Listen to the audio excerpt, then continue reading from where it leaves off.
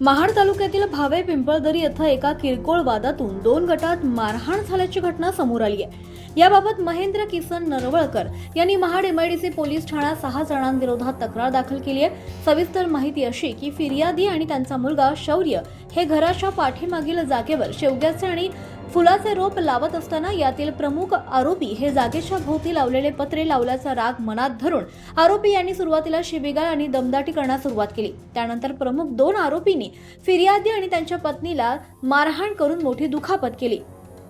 यानंतर त्यांच्या घराच्या शेजारी राहणारे 2 आरोपी भांडण सोडवण्यासाठी गेले असताना त्यांनी देखील मारहाण केल्याचा आरोप फिर्यादी यांनी तक्रारीमध्ये केले।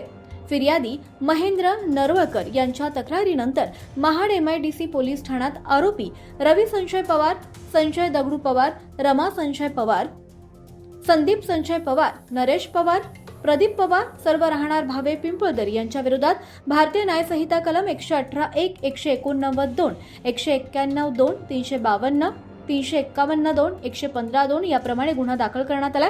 महाड एमआयडीसी पोलीस ठाण्याचे सहाय्यक पोलीस निरीक्षक आनंद रावडे यांच्या मार्गदर्शनाखाली पोलीस हवालदार राहुल मोहिते या संपूर्ण गुन्ह्याचा अधिक तपास करतात।